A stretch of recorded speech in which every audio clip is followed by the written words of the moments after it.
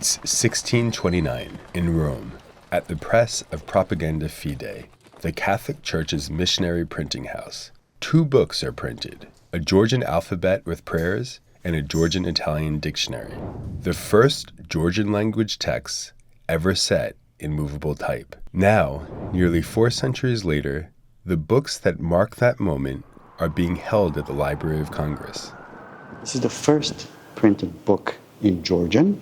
It is the alphabet and prayers. It introduces the reader to every letter of the alphabet and how it is pronounced. And after we move to the texts of several prayers in Georgian, and then we only have the Latin title, and the rest is in Georgian.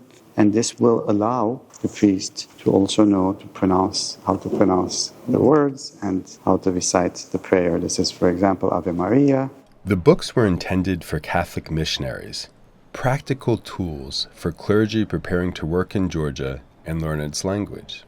The second one is a Georgian-Italian dictionary. This is a phenomenal dictionary. In the beginning, introduces the letters, and then we have the words in Georgian, their translation in Latin script, and then the Italian synonym for it. In both of these cases, these were published with the assistance of Georgia's representative in Rome, and he played a critical role in the process of printing.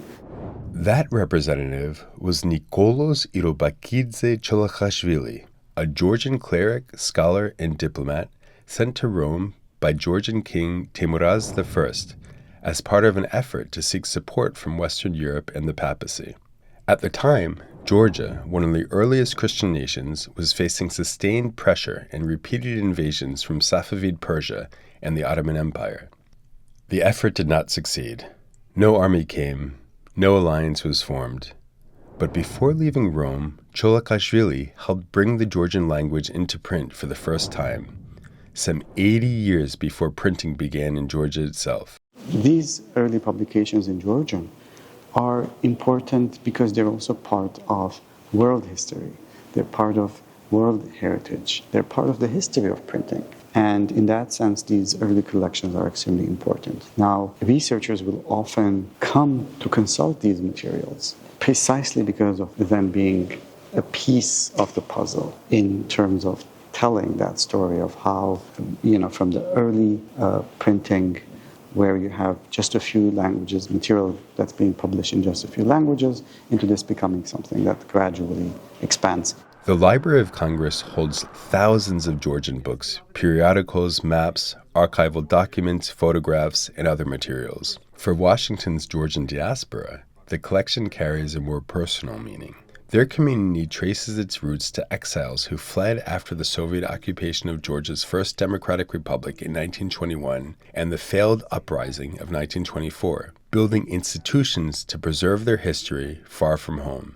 The Georgian Association, founded in Washington in 1932 by those exiles, continues that effort through its Making of Modern Georgia series, organizing visits and events at the library. This is a part of Making of Modern Georgia series that the Georgian Association is hosting, and it's a blend of events. So we have online events as well as in-person events around Washington, D.C. and in other places. So we've covered topics like the First Republic, we've covered topics about medieval Georgian churches around the region. We will have a session on the Soviet legacy and its influence on Georgian politics today, and other topics that are upcoming relate to security, Black Sea security, security cooperation, and also other topics. We just had a session about Georgian wine, and so it's a really diverse perspective to give people a well-rounded picture of what is Georgia, where is it, why should Americans care about it. So I hope everybody will check it out. 4 centuries later, these books remain, a lasting result of a 17th century diplomatic mission